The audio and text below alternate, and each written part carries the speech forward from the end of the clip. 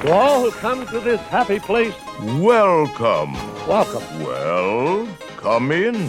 Let's put on the show. Your cadaverous pallor aloha, betrays an aura of foreboding. Hang on to them hats and glasses. And now, ladies and gentlemen, remain seated, please. Permanecer sentados, por favor.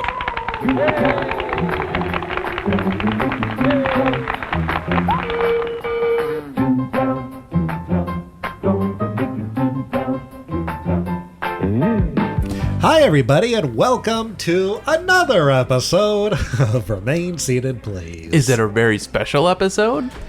Aren't they all? Aren't they all? What's special about this one?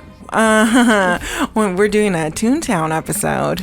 Toontown, going to Mickey's Toontown. Bells, whistles. My name is Robert. I'm David. I'm Susie. And I'm Cynthia. How did the idea for Toontown begin? Well, actually, I think we should start a little bit before Toontown and the idea and revisit a little movie called Who Framed Roger Rabbit?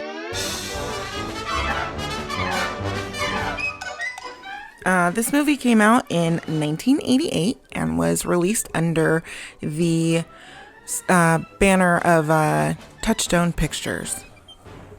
It was a little bit more adult and risque. Yeah, and that's usually where Touchstone came in, right? Yeah, it's like Nightmare Before Christmas. Right. Ed Wood. Just things that are a little not so Disney-like, but still under Disney. It's a live action and animation comedy directed by Robert Zemeckis. And it's loosely based on the novel by Gary, is it Gary? I think it's Gary. K. Wolf's novel called Who Censored Roger Rabbit from 1981. Whoa, I did not know that. Yeah. Yeah. And who would have thought they would be able to pull it off, combining Disney and Looney Tunes? Well, they wouldn't do it now, but that was such a great feat. The whole thing was just amazing that they were able to. It was also in conjunction with Amblin Studios. And so they were able to get everyone under the sun to create this magical and amazing movie. You know, I've always liked the movie, but Cynthia and I saw it last year at the El Capitan, and it's even better than I remember. It's an incredible picture. It's really great. It stars Bob Hoskins, Christopher Lloyd, Charles Fleischer, Stubby Kane, Charles Fleischer, who also stars in the Disneyland 35th Anniversary Special starring Tony Danza. I feel like this is your 6 degrees of Kevin Bacon, but it's like 6 degrees of the 35th Anniversary Special. The Disneyland 35th Anniversary Special is like the best Disney programming ever. Pinocchio's just close enough to it. Joanna Cassidy, Kathleen Turner. Who's Joanna Cassidy? Joanna Cassidy, I love her. If you ever saw Don't Tell Mom, the Babysitter's Dead, she is Rose, and I love her. Well, who is That's she? where I know her from. She's Eddie Valiant's girlfriend. Right. Yeah. I had on in the background at work today a special feature with her, and I just kept looking at her. I was like, where do I know her from? Where do I know her from? I'm right on top of that, Rose. That's where I know her from. Special feature for what?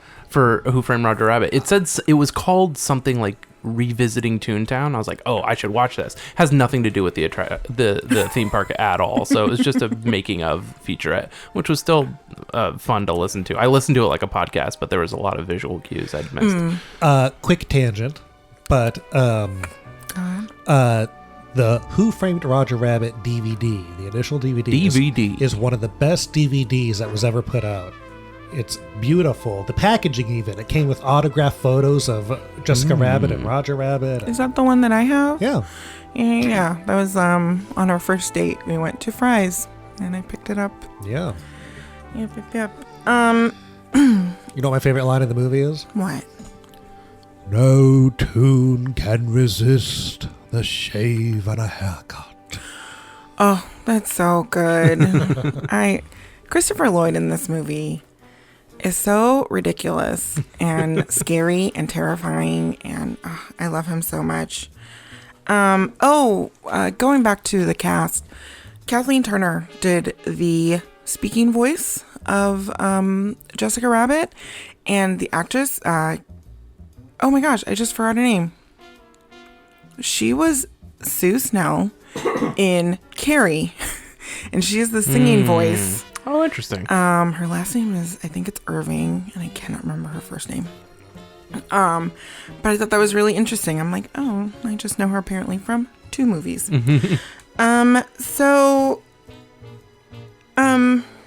This movie, I mean, if you guys want me to tell you the basic premise of it, it's set in the 1940s Hollywood with Eddie Valiant as a private detective who is set to exonerate a Toon, Roger Rabbit, from being accused of murder. And it's a film noir, but it combines... it's in a universe where cartoons are actual living, breathing beings, and they live in somewhat harmony with humans. And it all takes place in LA. Not all of it was shot in LA, but it takes place in LA. But there's a point where they go through a tunnel.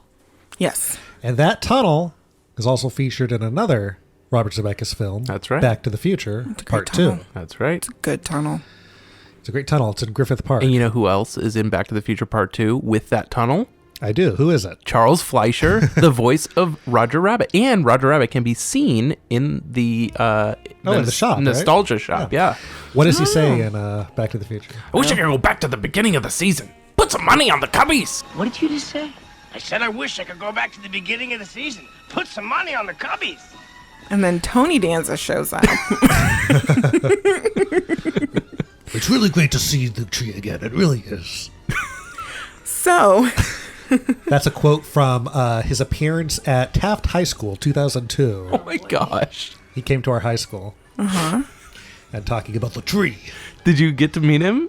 I didn't meet him, but I was in the audience. Oh. It was, I don't remember what it was for, but he came a few years ago and planted a tree, and it's really great to see the tree again. I wonder if he knew which tree, and he walked by that tree and he's like, oh, yes, this tree. Well, it was for like someone that died or something. I don't know exactly. Oh, but it was like I really wanted to be like the Tony Danza memorial tree. It was a ceremonial tree. And Tony Danza. No, I hope not. No. He's very much alive, but he should have a memorial tree.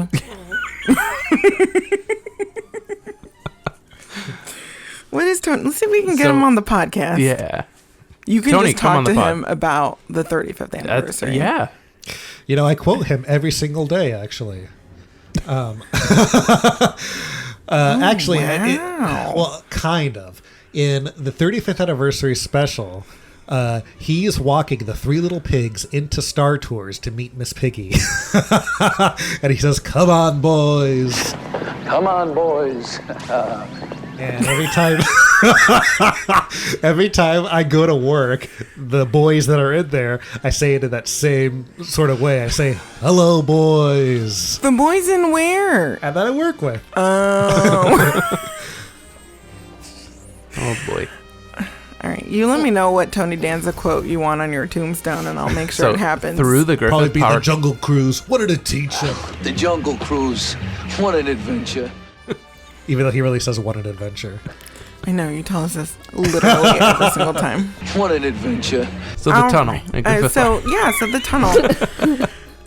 So this movie renewed an interest in animation and spearheaded the modern American animation movement, as well as a Disney Renaissance period, which was from 1989 to 1999.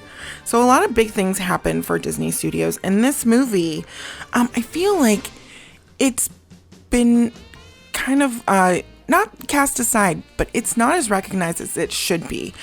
It won 3 Academy Awards that year for film editing, sound effects editing, and visual effects. And then it got an honorary Oscar. And very recently, it was inducted into the preservation. Oh, yeah. National Registry. Yeah, so it's quite the movie where I think they've tried to recreate it, or they tried previously, and really what stands out in my head, and it's a horrible reference, is Cool World. And I like Cool World. I love Cool World, but it is not done as well as Who Framed Roger Rabbit. Well, Roger Rabbit really plays up the history of Disney using animation and live action, from Song of the South to Mary Poppins to Roger Rabbit. It's just great. And so after that, there were 3 shorts that appeared in front of Honey, I Blew Up the Kid, I believe. Oh my gosh. The other one was Dick Tracy. And then the other movie, there's a third movie that I cannot remember off the top of my head. I remember that. So there were 3 shorts. And Roger Rabbit itself begins with a short. Yes. And then what they really wanted to do was make they wanted to make a sequel.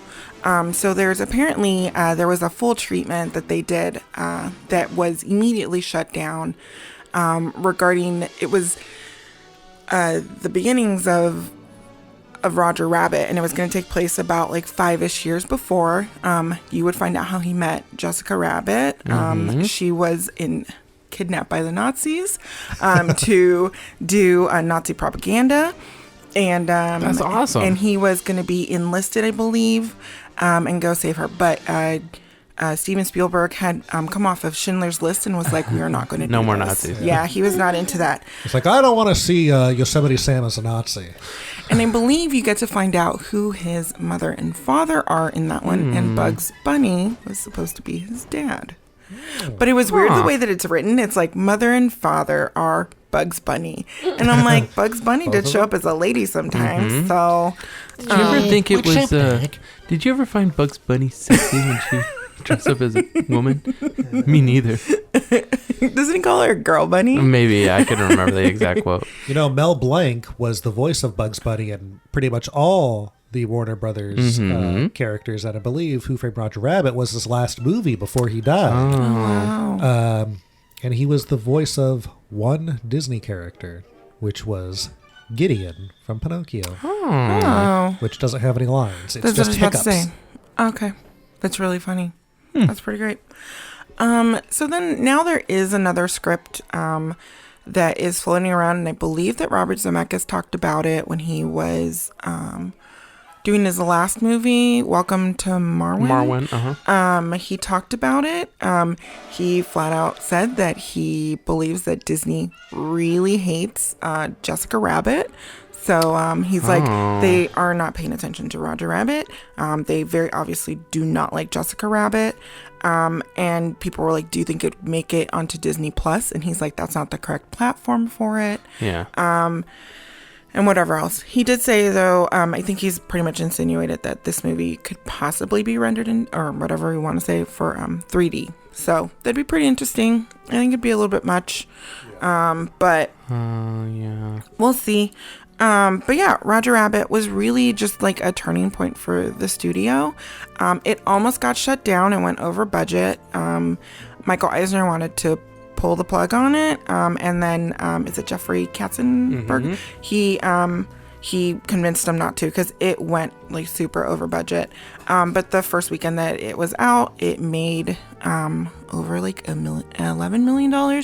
It became like instantly the top 20, part of the top 20 grossing movies of its time. It's amazing. It's such a technical feat. It's super, I love it. And I always like watching the behind the scenes stuff, especially when they're doing Jessica Rabbit's the scene of her in the club. And I remember seeing, because like the penguins come out and they have all the drinks, and you know, you're watching the behind the scenes, and so it's just a little pole with a little tray walking through, and it's like the set was built elevated so they can do all those basic real props underneath. What's funny also is that it was like a real woman's hands for Jessica Rabbit, and because of what she's wearing, like the gloves, it still kind of looks animated. So I don't think her hands were animated in the shot where she grabs his tie. I think those were real hands. Oh, I thought they were animated, because it's like a really surreal purple. And it's maybe like very maybe they were colored or something. But also on the set, Charles Fleischer used to dress up as Roger Rabbit. Yeah. Yeah. So with the advent of the Laserdisc, this is when the movie became very problematic. People were able to pause things.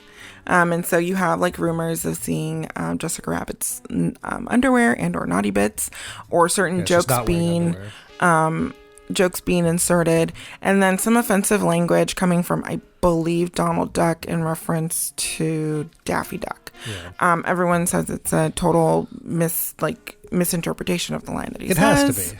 I don't believe that he says the things that people have decided that he does say. Have they changed the soundtrack since? So if you get a copy of the movie today, are things changed? It's the same? Okay. But you're saying she doesn't have underwear on. But you don't see anything. It's just like there's a shot of her in a car crash, and her legs kind of spread, and it's kind of like a Barbie doll. Yeah, it's like a Barbie. She doesn't have like color underwear. It's all fleshy colored. And then there's another one where Baby Herman goes underneath the legs of a woman. Oh, when he's storming off set? Yeah, and his finger... His finger goes up, and he looks up in there, if you freeze frame it right. But everyone's just saying whatever they... I feel like it was also during that time where it was like The Lion King said sex when, whatever. And then, so there was a lot going on with like hidden stuff in movies because people at that point could really pause things frame by frame. So, some things might be true, might not be true, whatever. Roger Rabbit became extremely profitable for the company. They found that he could be a lucrative figure for them. And originally, they had planned on developing his own land. So Roger Rabbit would have specifically his own land. At Disneyland, it would be called Hollywoodland, and it would be behind Main Street, USA. It would be where, I don't know. Well, I think it would be where, in the President episode we did, where Liberty Edison Street? Square would be, or Liberty Street, whatever names they used. Mm-hmm. Yeah, I think it would be there. Wait, what is this? Wait, what? Where the livery path is now. Livery. I thought you said Liberty Street. That was what it was called, but that's where the livery trail is now. That is where the Liberty Street or Edison Square would have been. Gotcha. Okay. And then... So... Also, there would be a land in Hollywood Studios and Tokyo Disneyland. And attractions would be based off of Roger Rabbit, Judge Doom, and Baby Herman. I'd love a Judge Doom ride. A dark ride for Judge Doom would have been incredible. All of these things were cut because at the same time, Euro Disney was not doing well. Like, that did not go well for them. At the same time, they also had this idea for a Magic Kingdom in Disney World. They had developed Mickey's Birthdayland, and that actually did come to fruition. How long was it there for, Robert? It was there for a few years. Okay. It was a new land behind Fantasyland in honor of Mickey's 60th birthday. So it was called Mickey's Birthdayland. So they took Hollywoodland and Mickey's Birthdayland, as well as more elements of Who Framed Roger Rabbit. And that's where they developed Mickey's Toontown, which opened in 1993 here in Disneyland. At Disneyland, you've seen Fantasyland, Frontierland, and Tomorrowland. Now here's a whole new land you've never seen before. Hey! Let me show you around. Take this crazy town. And the Birthdayland became Mickey's Toontown Fair. Yes. Yes. Which, by the way, there's an episode of Full House where they go to Disney World, and I think they go to either the Birthdayland or Mickey's Toontown Fair. We'll put the clip in the show notes. So Toontown has a lot of elements of Who Framed Roger Rabbit, because in Who Framed Roger Rabbit, you go through this tunnel, and into the tunnel, you go into Toontown. You go through the countryside, and then bam, you're right in the middle of downtown. All of the buildings there are, in downtown specifically, have a very rounded, cartoony, and elongated look. One of the influences for this look came from Max Fleischer, who was a Polish-American animator, inventor, and he brought several characters to life in the movies, specifically Betty Boop, Popeye, and Popeye. He also invented rotoscoping, which was pretty awesome. For those who don't know, it's to help develop smooth movement in animation. So it was an easel that was lit up from behind so you could trace and make movements for characters much smoother than a jerky animation that everyone was used to. So there's so much. The executive and lead designers were Marcello and Joe Lancicero. And actually, you can find caricatures of them on the ride on Roger Rabbit's Cartoon Spin. They are the two Jack in the Box characters that you go under. So the land was modeled after this amazing look of just whimsy and whatever. The architecture squashed and stretched. And apparently when they were building this, which we looked at some books, they didn't really have like set blueprints. They ended up approaching it in the way that they do rock work, where they would put cages, they would build the frames and then put cages over that. And they would then put like the plaster and whatnot, because there aren't any straight lines or hard edges anywhere in Toontown. And they had brought a model down because the constructing crew didn't know how to not read a blueprint. They needed to see what it was supposed to look like, right? Mm-hmm. Yeah. Just like the Matterhorn. Yeah. But, with Toontown being built, this is the first time Mickey and his friends had a proper place at Disneyland. They did. So do you know the weird backstory behind this? Which this was the first time I ever heard about this. In the 1930s, Mickey Mouse moved in. He wanted to have that quote-unquote Midwest feel of back home, whatever that means. And so he found the little suburban neighborhood that he lives in, which is Mickey's neighborhood. And so he moved in there. He then showed Walt Disney where to build Disneyland. And so once Disneyland was built, all of the other characters decided to move into the neighborhood. So Minnie moved in and everyone else. And then eventually in the 90s, they decided to let all the guests in, and they dug a tunnel under the railroad and the berm of the park, so and opened up Toontown. It was always there. So yeah, the idea is that Toontown has always been there. It's where the Toons go. Everyone goes after the park closes. But now they're letting you into their world. Very nice. I've never heard that before. I thought it seems like a super elaborate story to then be lost to time. Yeah. Unless you're doing research on Toontown. Like you do. So Toontown is located just north of the train tracks. And you have to pass under the train tracks to get there. So again, it's leaving the park. And it is very... That opening hides so much of the land, and it goes back so far. And there's only one section that sort of extends out of Toontown, which is the Toontown train depot. Mm-hmm. And I love, it doesn't happen anymore so much, but when the conductor used to say hi to Mickey for me, will you? Remember that? I think it's on the recording. Oh, yeah, I don't think it's on the current one, though. I think it was the old one. Oh, really? Yeah, I have to pay attention. Now, I feel like we just heard it. Now we were just there on Monday, and I just don't know that I was paying enough attention. Say hi to Mickey for me here. Well, they have that really bad pun now that I can't stand. Which is? Yeah, they're like saying, we're now leaving the frontier to another kind of ear. Those you could find on Mickey. Yeah. It's an I'm pretty sure it's still on there. We'll have to take a listen. Only because Wes wants to see the dinosaurs every time, so we tend to ride the train. And I've done it at least the last 2 times. Mm-hmm.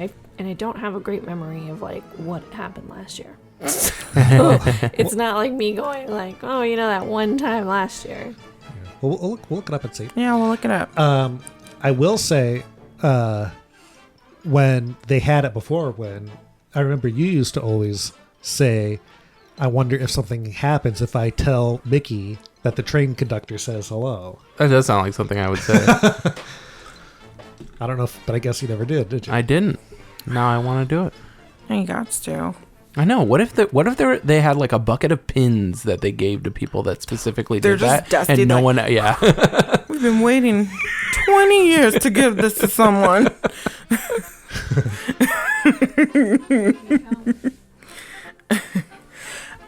So Toontown is broken up into 3 parts. There is... Oh, did you ever find out what was there before Toontown? Was it just backstage stuff? I think it was just backstage. I didn't find anything It was specific. a backstage. It was a storage building. Oh, okay. Yeah. Thank you. Toontown is broken up into 3 sections. There is downtown, which contains Roger Rabbit's cartoon spin and all those downtowny looking buildings. And the fountain. A lot of interactive elements, specifically Roger Rabbit's fountain, because there are 2 fountains in Toontown. Oh, sure are. And then there is Toon Square, which is in the middle with the gazebo, and some eatery places, the restrooms, Goofy's. Excuse me. By the Gas way, station. those 2 fountains, they call them the twin sisters. I reckon that's because they're always babbling. Oh my gosh. Oh gosh. And pretty much Mickey's neighborhood, which has everyone's houses, as well as Mickey's fountain, and then an interactive play yard. Not interactive. It's a play yard. So around the entire land, you find a lot of gags and callbacks to animation history and cartoon gags, such as fallen objects, broken walls, signage, windows, just stuff you can pull on anything in that land. The electrical room. The barbells. Who lives in Toontown? So you have Goofy's house. You have Goofy, Donald, Mickey, and Minnie. Chippendale. How come Daisy doesn't have a house? Daisy is always left out. It's very upsetting. I don't She has a level on the parking structure. She does. But I think she needs more than a level. That's where she lives. Maybe Daisy's the mayor, and she lives in The mayor. Now No. that's a good idea. I could run for mayor. That's my Daisy Duck impression. Sounds exactly like her. Mayor! Now that's a good idea. I could run for mayor. The houses in Toontown all look like, well, I would say more of Donald's really looks like Donald. It has his color Yeah. scheme, his hat. It's a sailboat. Goofy's has his hat on it. It's a lot more cattywampus than the other houses. It used to be a bounce house. Yeah. Now it's a very much non-bouncy house. I always liked those like little windmill things. The out front. whirligigs is what they're called. Whirligigs. Yeah. He has a little garden, which is where kids can go slide down some slides. Yeah, if you ever want to feel like it's Halloween, you can go to that garden because there's a pumpkin there, a jack-o'-lantern all the time. Yeah. Do you guys know who that caricature of that one jack-o'-lantern is there? I don't know which one you're talking about. He has glasses on. Oh! That has to be someone. Harry Yes. Carey? Hold on. There's no way that pumpkin Oh, wait, isn't it says someone. Jack Lindquist pumpkin. That's what the JPEG is. Who's Jack Lindquist? President of Disneyland from 1990 to 1993. 23. He That's right. pointed Walt Disney. He got himself a pumpkin and bounced. He's like, this orange grove. And bounce housed his way out of there. Well, I guess he would have been president when it was being built. Yeah. He was Yep, like, yep. as my last thing I'm going to do as president of Disneyland, turn me into a pumpkin. So Goofy used to be like a bounce house and like a ball pit of some sort, I believe. Donald's house. You know, Inthia won't go into a ball pit. I did. I think We've talked about that, this yeah. before. Ooh, it's just germs. Unless I'm the only person. And in I that think ball it pit. came up when we were talking about the Chippendale Yes. ball pit. That was also a ball pit, Acorn but that Crawl, I was think it a was. child, like a kid-specific, age restricted. I believe that Donald's house has not changed. Somebody was saying that there used to be climbable ropes. Rope. What do you call it? Rope ladder? Cargo net ropes and stuff like that you could climb around in there. Okay. And you cannot do that anymore. Yeah, no. Like there's a whole staircase, I think, that goes up to the second floor of Donald's house that's just covered. Yes. Yeah. Yeah, it is, now that you say that. Yeah. We walked through it pretty recently.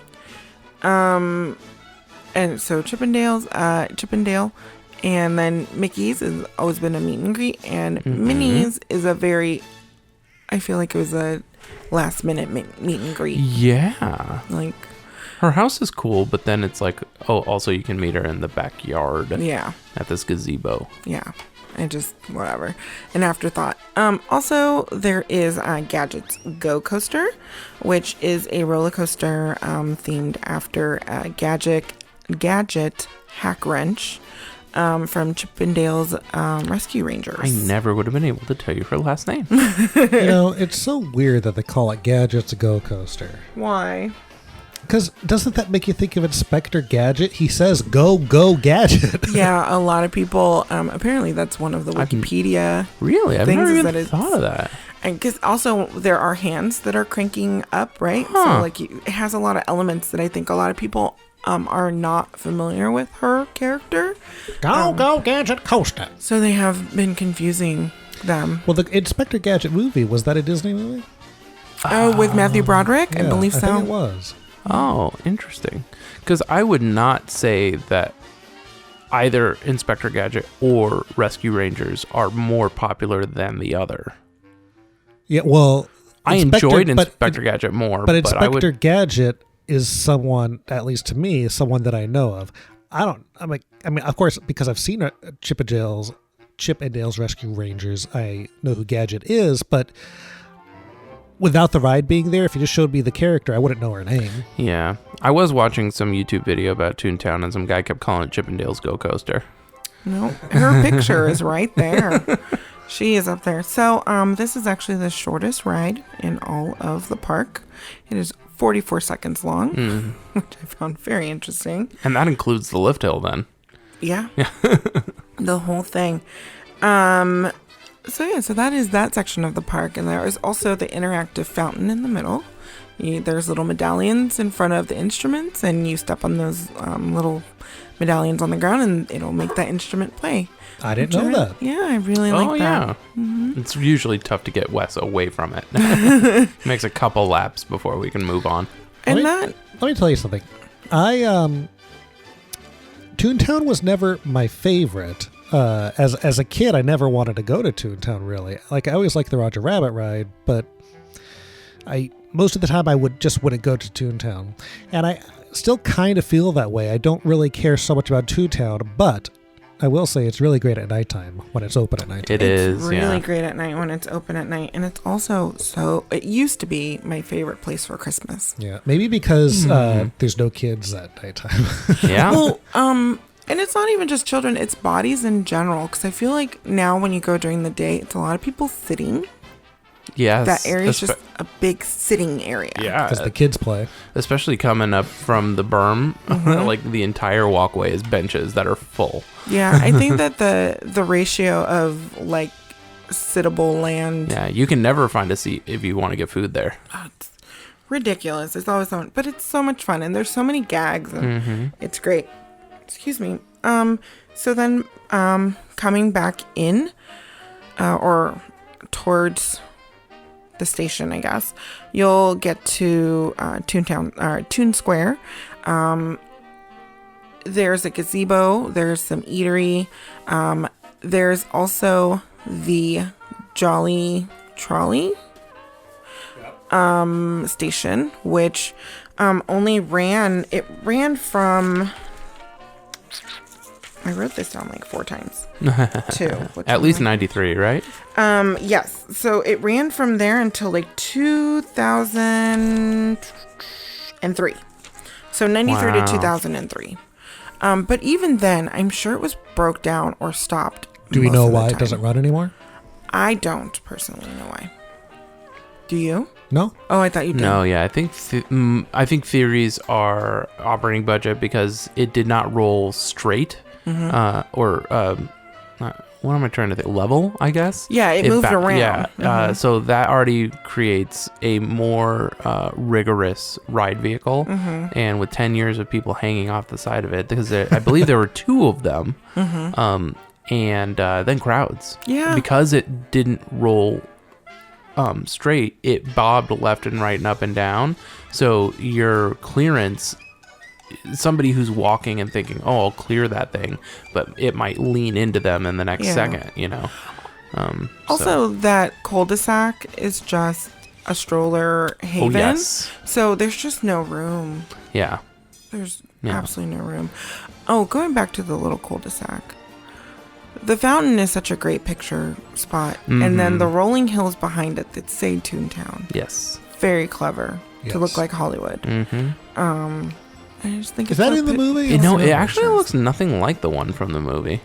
I feel like that section of Toontown is more in tune with the main character, the characters like Mickey and the Fab Five, than downtown, which is very much heavily influenced by Who Framed Roger Rabbit. Yeah. And I think that this was just a way to meet in the middle, where it's not all Who Framed Roger Rabbit. You have that pull of Mickey Mouse, who everyone wants to see. I guess now that I'm thinking of it, maybe they do have Toontown on the hill. Did you say that they did? Isn't at the end of Roger Rabbit when the dip machine crashes through the wall and you can see? Yeah, but that's a big singing sun. It's but there's not a hill with Toontown on it? I don't remember. I don't remember for sure. We'll have to look it up. Yeah. Let us know in the comments below. So going back to Toon Square, there is the gazebo, which I keep bringing up. Nothing special about this gazebo. There's that clock during the holidays, and I really, really miss this. And I found pictures of it the other day. They had an overstuffed tree, and every year it got more grand. And one year, the top was so heavy, the way that they designed it, that it was so heavy with ornaments that it doubled over. And so the star was like in the middle of the tree because it was all. And I just thought it was so funny and so clever. They don't do it now? No, now it is a plastic tree. So when they closed down the one in Disney World to now put in the Storybook Circus, I believe is what it's called. They took all of their decorations and brought them over here, and now that's what we have. Where I think that the ones that we had before were a lot more fun. They did change every few years, but I really, really love those so much. And then I believe like in the mornings or every once in a while there's some fanfare and they come out of this City Hall building. Yeah. You also have the exit of the main gift shop, which is the 5 and Dime on one side, and then the other side it's called something else. And Gag Factory, I think. Yeah, there you go. Thank you. Yeah, which a lot of the time, if you can't find something, they might have it there because people don't walk all the way to the end of the park to buy stuff. Yeah, there's not Toontown specific merchandise in there. It's mostly just the park merchandise. Yeah. So that leads you to downtown. And in downtown, you have a lot of the gags. You have doors that do things when you pull on them. There's a lot of the windows that have jokes on them. Or I believe there is a Walt Disney window for a laugh-o-gram there. That's right, yeah. All of those gags are there. There's also Roger Rabbit's fountain. And then Roger Rabbit's cartoon spin. Yeah. And that wasn't there when Toontown originally opened. No, it opened in 94. The year after. Yes. So this is a dark ride where you get into a cab. Well, so we talked about this queue in the queue episode. It's a very immersive and I'm going to say captivating Queue. You can't really get out. I mean, there's emergency exits if you really need to get out, but you are in this queue and you get to go through some real seedy places. You get to go backstage, like to dressing room areas. You see a lot of like the Toon underbelly, and you get to be immersed in Toontown. And then you hail a cab. His name is Lenny. He is the twin cousin of Benny. And twin cousin. Twin cousin. It's specifically stated that he's a twin cousin. And why? I don't know. Huh. I'm sure they stated that too, but I might have stopped reading. Did Charles Fleischer voice the cab? No. In the ride? That's why. Because they couldn't get Charles Fleischer, so they were like, okay, well then he's Does not he have Benny. a voice in the ride? Nope. Oh, he doesn't? No, he is not Roger Rabbit. There's another person who is Roger Rabbit. No. Charles Fleischer is the does the voice of cab- Benny the Cab. As Does well as Lenny the Cab talk? I understand what you guys are saying. He does not voice the Benny that you do see in the ride. He does not voice Lenny, and he does not voice Roger Rabbit. But He Lenny does not doesn't have appear a voice, in the- right? In this ride, Yeah. he does not have a voice. I was gonna ask, isn't there a point where he's like, come on, or like at the end? I thought Yeah. you could, okay, what? That's not him. It's not It's him. not Charles but, Fleischer? but is it Lenny or is Benny in the scene talking? Oh, who says that? Yeah, who says that? The Is it- portable hole thing? Yeah. That's Roger. Roger Rabbit. Oh, but He says I have a portable hole. but then You yeah, do I have hear- a portable hole. You But then do I hear thought Benny at one You- point, yeah, he's and like- he's talking He probably to Roger. does the safety spiels, Benny. No? Possibly. Well, I would Lenny. think that that's Lenny. Lenny. Do you know who does the voice of Roger? I read the name and I've forgotten it since. not Corey Burton. No. Now, why didn't Charles Fleischer do it? What was he just too Disneyed out after the 35th anniversary special? He had, yeah, he was talking to Tony Danza. So, Jess Harnell voices Roger Rabbit. Kathleen Turner is Jessica Rabbit. Maurice LaMarche Maurice LaMarche Who's is that? Benny the Cab. Oh, that's a good get. So Maurice LaMarche, you would most notably know him as Brain of Pinky and the Brain. Oh. But Maurice LaMarche is one of the premier voice character actors that there is. Okay. Yeah, he's up there with Corey Burton for sure. So Jeff Bergman is Bongo the Gorilla and Greasy, Oh, yeah. one of the weasels. Jim Cummings is Psycho Weasel. Oh, okay. And Baby Herman. David Lander as Smarty, I assume Weasel. Renee Auberjonis as Stupid Weasel. June Foray as Wheezy Weasel. June Foray from Lassie? Isn't she from Lassie, the TV show? No, I don't think Lassie. You're probably Tweety thinking Bird. she was, well, yeah, but you're probably thinking she was the voice of the dog in I Love Lucy. Was she the voice of Lassie?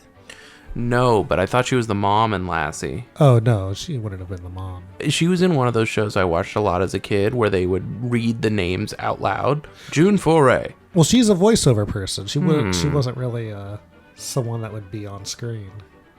What else? You might be thinking of from Leave It to Beaver.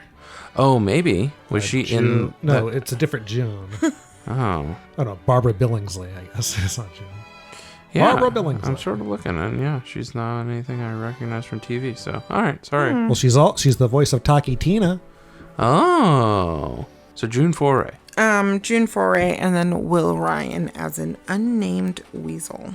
I don't have too much information on the development of this ride, but I believe Robert might have some. all I know is, when they were testing out this ride, trying to figure out what they do, someone had the idea, well, what if you put a teacup in a dark ride? So they actually put a teacup in the dark ride and spun it around, and they said, hey, this is fun. And do you remember which dark ride that was? I thought it was in the Roger Rabbit ride, no? No, I believe, at least I found that somebody said that they put a teacup on an attraction vehicle in Pinocchio. Oh. Ooh. Isn't that insane? Just imagine. That's great. Like, do they stick it on its side and roll it in? I don't know. I'm assuming maybe they took a ride vehicle off and put it on the chassis or but whatever. How do you like get it in there? Like in my head, I'm like, oh, they have to roll it over. Yeah. And do all that. That's awesome. So yeah, when I'm on, okay, it's a fun aspect to spin. I mean, that's the concept of the ride, is that you're slipping on the dip and trying to avoid it. And, but I always try to keep it as straight as possible. That's the fun. Yeah, that's the fun challenge for sure. Yeah. Especially since I don't even really want to talk about it, but everything changed in 2000 when that child fell.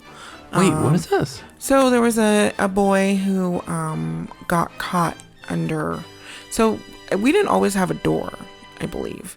You know how you have a door that opens and stuff. So he fell out and was caught under the car and was dragged and was horribly injured. He survived, but then he died a few, maybe 10 years later. Whoa. But he was always in some sort of medical care. Oh, that's messed up. And so they came through the park, and that's when we saw so many more restraints and stuff put onto stuff. So that got a door, and then I believe underneath the car, they put like a skirt type of thing. So if you were, there was too big of a gap before where he was able to fit under the car. So they updated. Man, that sounds awful. On I hate that. So that was a real turning point. Yeah. And they and I'm not too sure how he fell out, but I would assume that it also has to do with maybe the spinning aspect of it, maybe. And so his dad was spinning it really hard. Was he? No, I'm guessing. Oh, so now the spinning isn't as intense. It as is very hard. Like, that's kind of why I always try to keep it as straight as possible, because spinning it seems like fruitless. Apparently, Tokyo Disneyland, you can just spin the hell out of it. I don't think we wrote it. I was like, I know what it is. It is the like you can. It's like harder than teacup spinning on that. So, so it's a great ride though. Yes. I think we talked about it before, but I love the scene of Jessica Rabbit tied up and then she has the mallet. And the mallet. No, but no, the scene I was talking about, the scene with the electrocution, where Roger Rabbit gets electrocuted. How scary that is. Oh, with the heartbeat? Yeah. Very scary. It's got some really good scenes. Yeah. You know the piece of history Disney pins? Mm-hmm. Those are my favorite pins, where you get a piece of the ride in it. They haven't made those for a while, have they? Did they stop? I have a Roger Rabbit one that has a piece of Jessica Rabbit's dress. Oh, nice. But yeah, so there's Roger Rabbit's cartoon spin. And that ride is pretty much, I would say, aside from meeting Mickey, like the cornerstone of that land, you know? And it's the catalyst for it, because they really wanted to market Roger Rabbit. And I just remember in the 90s, there was so much Roger Rabbit everywhere. And this must have been near the end of it, because this was already 6 years after the movie came out. Yeah. And now it's just so hard to find anything. Which is unfortunate, because he's a funny character. This movie is amazing. Yeah. It has amazing actors, amazing technology. It's the best Robert Zemeckis film. Whoop. You have something to say, David? We all know that it's Welcome to Marwen. Oh, I was going to say Forrest Gump. Forrest Gump. I was going to say Space Jam. He didn't direct Space Jam, did he? No. Oh. Would it be funny if he did another movie with Looney Tunes? Yeah, right. But yeah, so I mean, that's all, like, I'm sure there's more stuff in there. Yeah. But that's Toontown. Well, also in 94, what happened? Do you remember?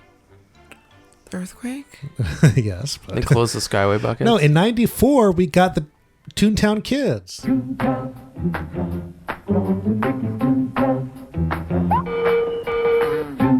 Oh, I didn't. This is a you thing. Yeah, I you don't remember this, but I believe weren't it's they on on KTLA Channel 9? KCAL 9. KCAL 9. KCAL 9 Kids Crew. Just for you. There was a television program called Toontown Kids. That's where that song comes from. Toontown. Yeah, I used to watch that show. Yeah, it was a great show. It was kids at Disneyland, mostly in Toontown, but sometimes they would leave and go to different parts of the park, and they would host a half-hour show showing Mickey shorts and things like that. It was a great time, and I just loved the opening. Yeah, I love the idea of that. Yeah. I just it didn't spark any memory in my head of something I ever watched. KCAL 9? Yeah, that's a regular broadcast channel. That's not even Disney Channel. I remember never having Disney Channel as a kid for a long, long time. I didn't have it either. At least in Channel 31. The Los Angeles. I think I was 16. The Los Angeles area, KCAL played a lot of Disney content. Yeah. You could find on that channel. Is that where I would have watched like Darkwing Duck and stuff like that? Wasn't that on Fox? Maybe it was KCAL. No, I don't think so. I think that was probably a Saturday Like where morning was thing, right? Rescue Rangers? That's probably ABC. Well, that was the afternoon. ABC, I see. That was the afternoon lineup, so it was probably ABC. But KCAL played a lot of like. They probably played like reruns of those things. Possibly, I don't know. I used to watch Channel 9. It was my jam. My jam. There was a time when Dodger games used to be on KCAL 9. That's right. But yeah. So yeah, Toontown. It's been here since '93. We did mention that there was another version that came out in Tokyo, which was basically a carbon copy of it. The one at Disney World became Mickey's Toontown Fair. It closed in 2011, and it made room for the Storybook Circus area, which is where they have the Casey Jr. Water area and the new location of the Dumbo ride and the Barnstormer. Yeah. Which I guess is like two elements put together from the old Toontown fair or something. I don't know. Barnstormer is? Yeah. Interesting. Like the name of it is a combination of two things. Oh, I see. Like there was something that was like Goofy's Barnstormer something, and instead now they like kept the name but took off all the something, and now it's just this. I don't know. So yeah, and then so Toontown, it's always needed lots of love and care. Yes. There's not a lot of trees in that area, and also, you know, the mountain backdrop always kind of needs some paint. There always needs to be some work, and there hasn't been a new ride added to it or anything since '94, but soon we will be getting something. Yes. In 2022, we are getting Mickey's Runaway Railway. Yeah, which is also opening at Hollywood Studios. Now, didn't the Runaway Railway, is the sun that I saw in that Runaway Railway from the cartoons probably, but then we were talking about the sun from Toontown. Is it that sun? It has the similar, like, circle with the little bloop, bloop, bloop, but it doesn't have the goofy it's not the face. I see, okay. Because the one from Roger Rabbit's real goofy, isn't he? Like, his tongue's all hanging out. But, I mean, that'll be exciting to have that. And we still don't know where it's going to be, right? I think theories are the gag factory's going away. So. That's what it sounds sounds that's like. what the theory is.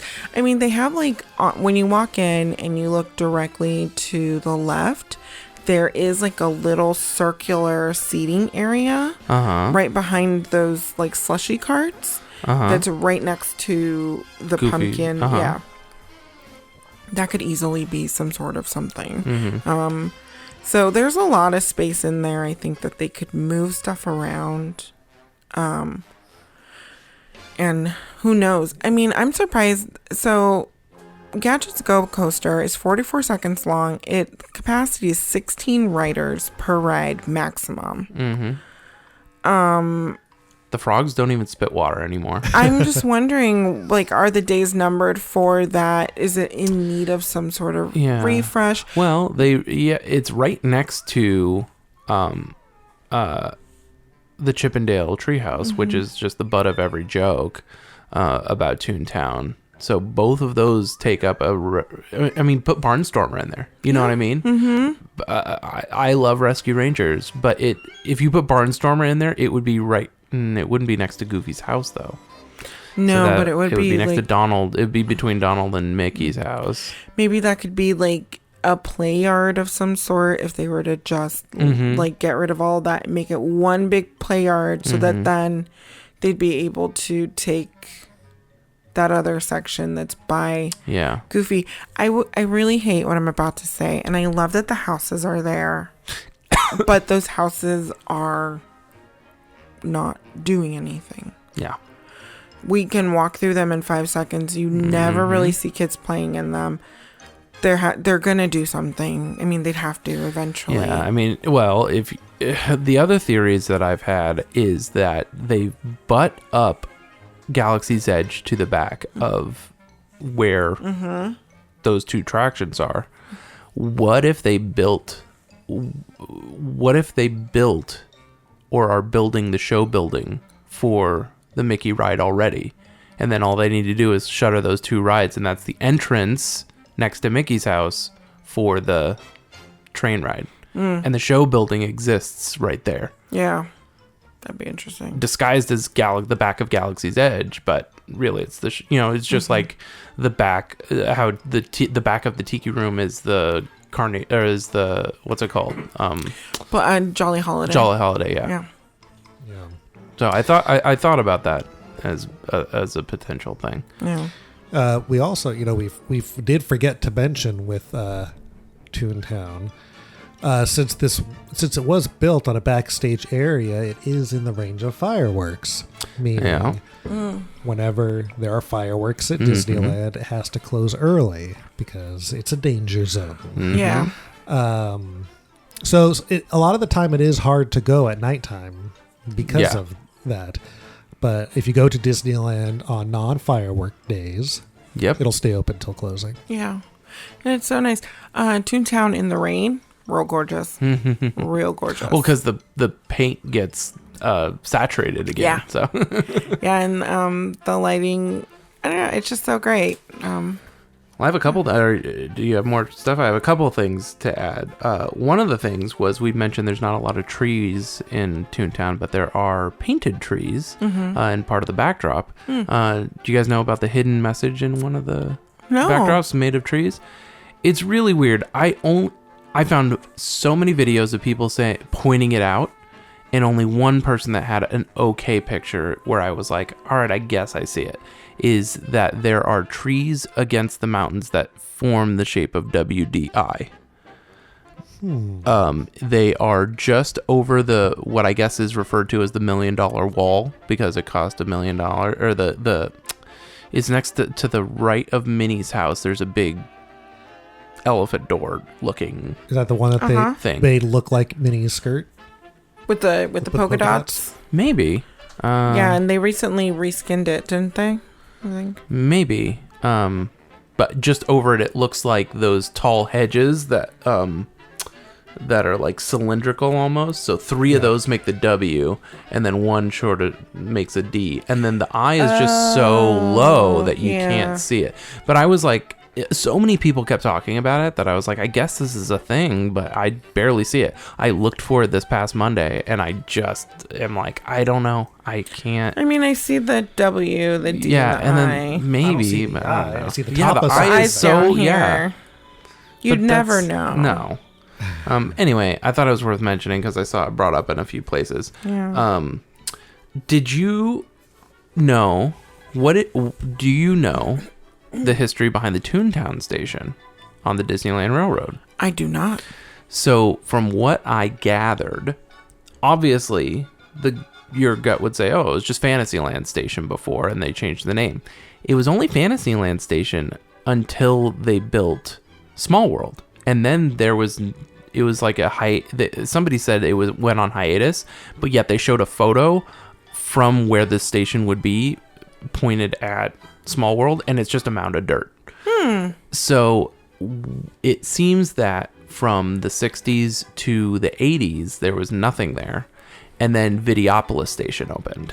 Oh. When Videopolis opened. Uh-huh. So it went from Fantasyland to nothing to Videopolis to Toontown. And Toontown was to basically get people enticed to come to Toontown. Because really, it's not a convenient... I mean, if you're on the train, it's the most convenient exit. But I would never call that Toontown Station. Yeah.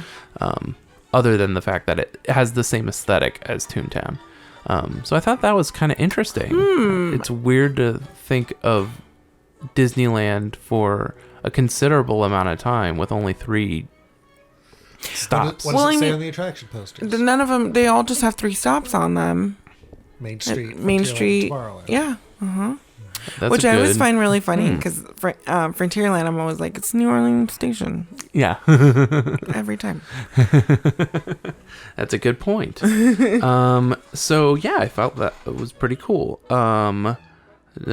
Proceeded. Oh yeah, the only new land before this was Bear Country. Not only new land, sorry. The new land that preceded Toontown was 20 years prior, and that was Bear Country. Oh. So there was a big 20-year gap of no new land. And now we're sitting here at, 25 years? And they just added Galaxy's Edge, right? Well, when did Bear Country become Critter Country? I mean, does that really count, though? Oh, it doesn't really count, I guess. does it? No, it's the same land, just renaming, really. Okay, so then, yeah. So, yeah. Yeah, I mean, yeah, it's been, 20 whatever years since then, but we did have a in new that time, theme park. New theme park, Yeah. Downtown Disney. Like basically 2 new theme parks because they rebuilt it. They were like, JK, we're not done. Let's just redo this. And the last, I mean, really, this is just updates. When we were there on Monday, the barbell is actually finally somebody ripped the rubber thing. Gosh. And then somebody had pointed out that there used to be the outline of the barbell in the window. Uh-huh. It's just a plain glass now. And then I'm sure I picked up the someone phone to stuck talk to their the head. police. Yeah, I know. I went to pick up the phone to talk to the police, and the receiver wasn't working. Did you open the door to get electrocuted? Of course, always. Did you talk to the mailbox? Yeah. Okay. And I actually got some sound ups from some things like the mailboxes and all that stuff. Jeepers! Look at all these Bills in here. Hey, wait a minute. I don't know anybody named Bill. Oh, the And, mailboxes are good. Oh, and then something I never knew, and you didn't bring it up, so maybe you didn't either, was that the Goofy's gas station has a water fountains that used to light up and change the color of the water, and then they had a sign next to them that would say what the flavors were, and then the drain has a speaker in it that makes gargling noises. Yeah, it's kind of cool, but it doesn't light up anymore. It doesn't? That's unfortunate. Yeah. Just stick I a remember glow cube in seeing those gas station things with water. I didn't know they were drinking fountains. So there's the gas pumps that have water and the fish inside. Behind those against the wall are water fountains. Yeah.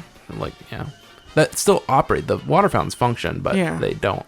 I thought the light up water thing sounds cool. I've only heard of it, but I've never seen it. No, and I haven't seen any video of it. And either. I feel like we were back there recently and I was staring at the sign because the sign's still up.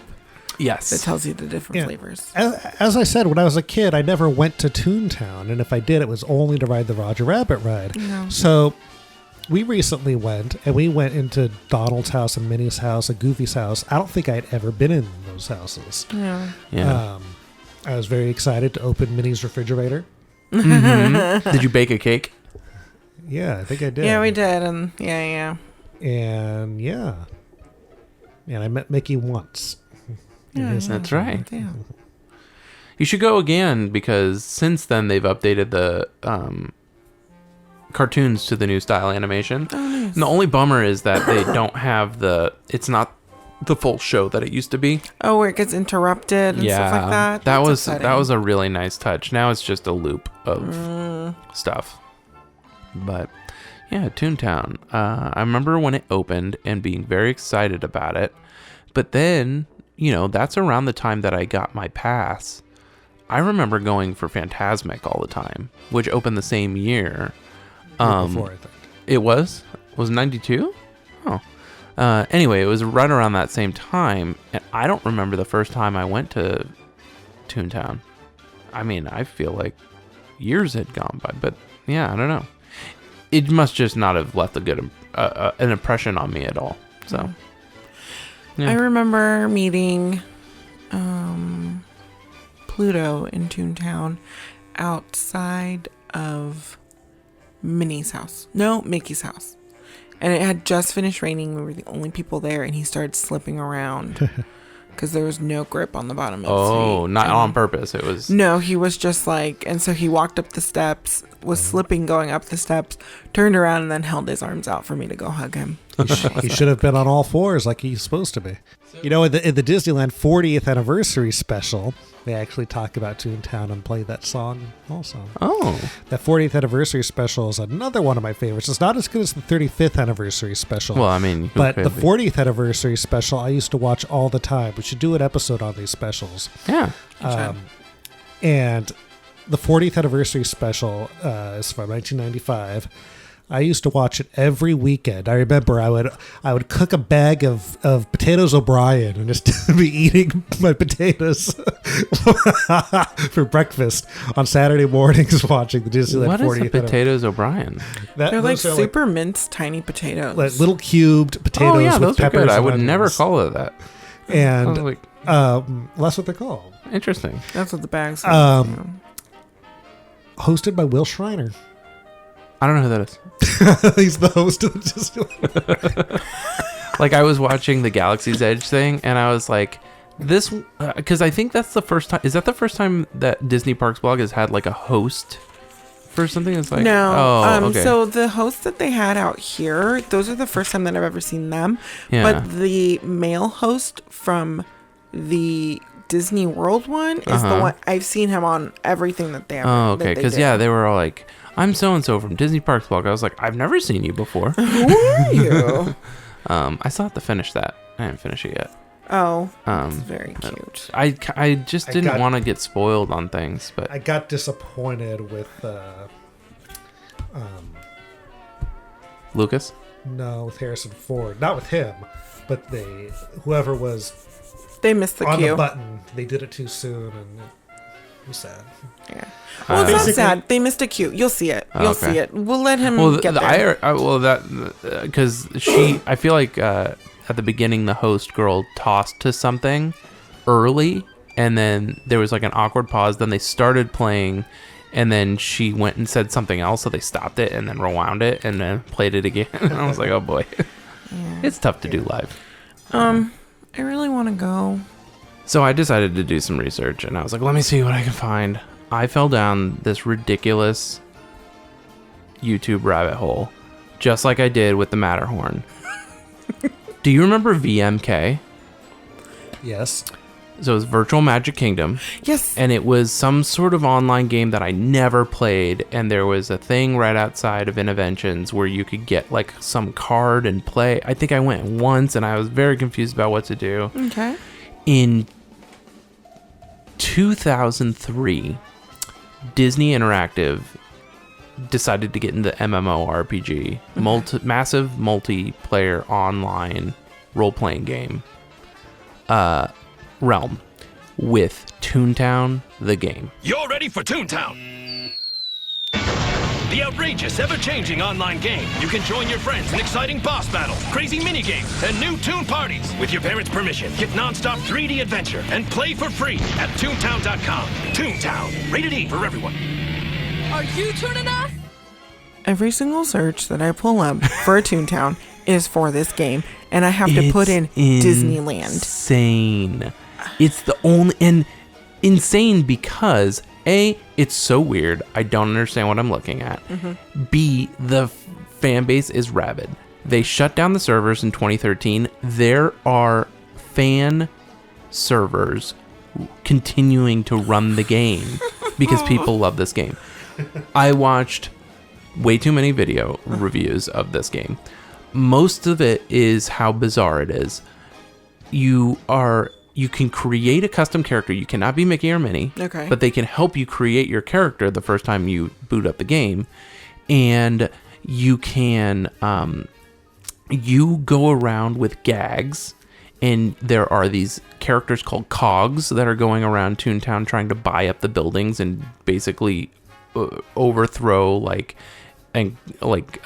make it super corporate and not fun. So your job as the game player is to use your funny gags to stop them. And it's just a really bizarre thing.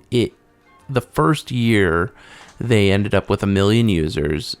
Within 3 years they had 15 million users using this thing. It costs $10 a month to play this game.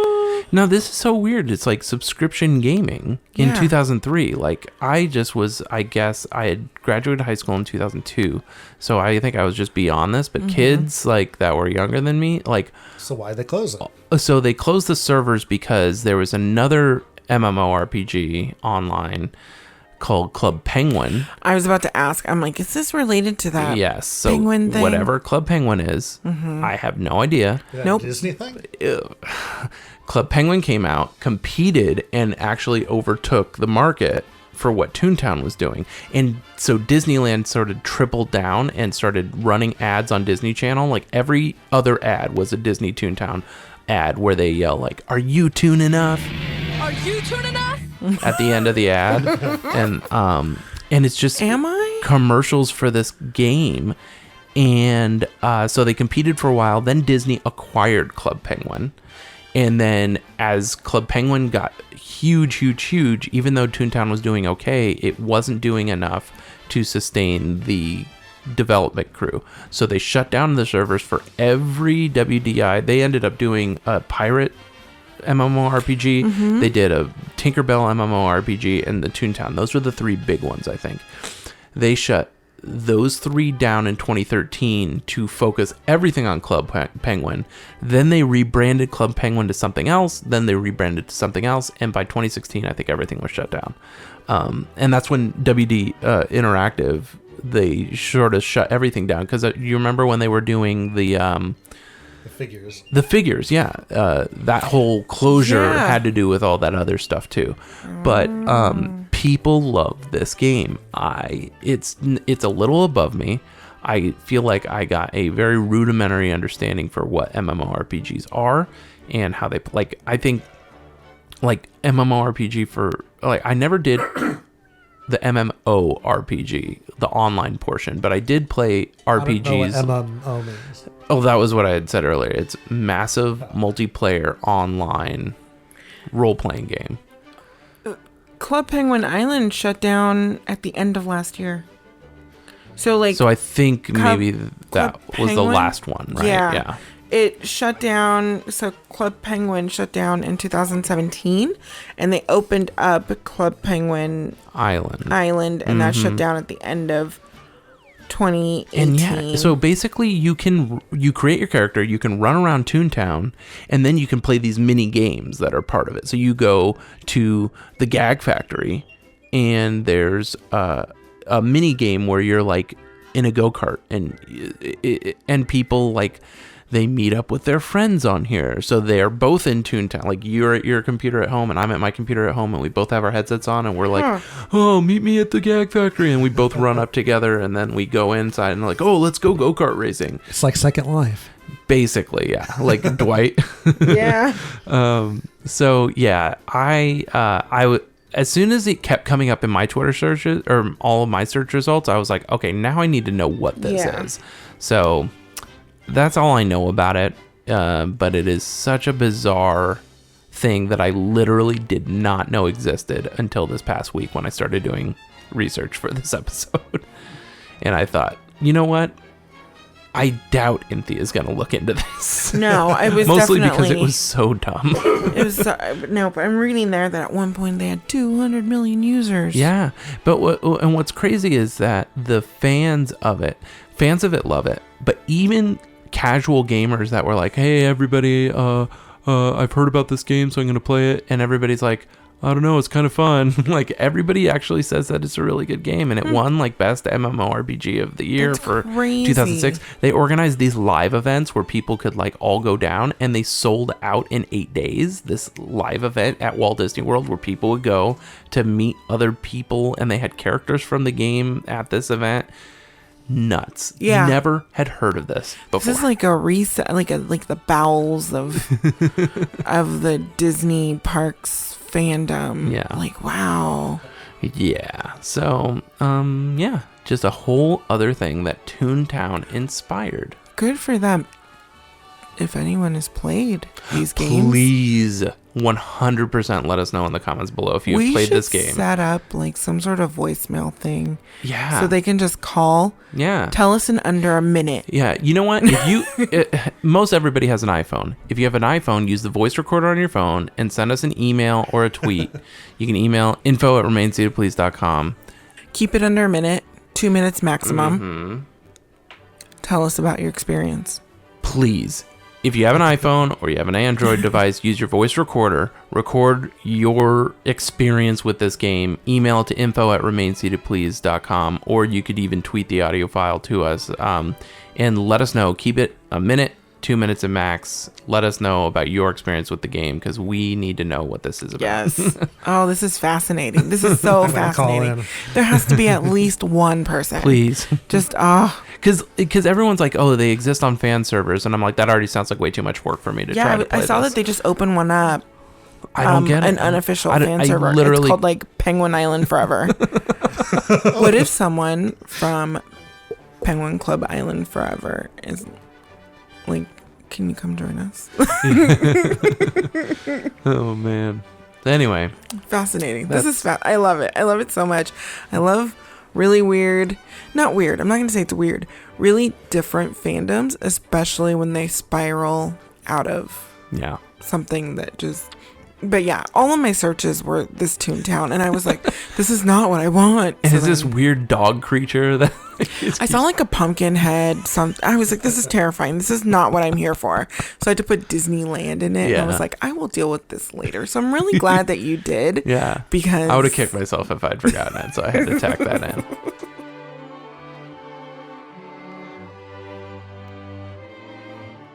So Toontown. So that was Toontown. I hope you all enjoyed listening to a little history about Toontown. It's a place that doesn't get enough love, but hopefully soon with the new attraction and all that, it'll get the update that it deserves. Yeah. For sure. Because it's a great place, and I like that it's an area for kids of all ages. And one of the things about Disney parks right now is I feel like the super little kids that just are little balls of energy and can go run and slide and do whatever in these little places where there are just people the same size as them are very much being lost. And I really, really like that they have an area, and the area is so dang cute. Mm-hmm. I mean, I don't have any kids. This doesn't affect me, but I like that Disneyland should be for everyone of all ages. Let us know your fan theories of where you think this new attraction is going to go in the comments below. Also, be sure to rate, review, and subscribe on iTunes or wherever you get your podcasts. Cynthia, where can we find you on the internet? Oh, you can find me at Magically Delicious Pod on Instagram, Facebook, and Twitter. And Susie, where can we find you? You can find me on Instagram at A Little Sprinkle of Disney. And you can find us at Remain Seated Pulse, PLS, on Twitter, or Remain Seated Please on Instagram and Facebook. So until next time, I'm David. I'm Robert. I'm Susie. And I'm Cynthia. Bye.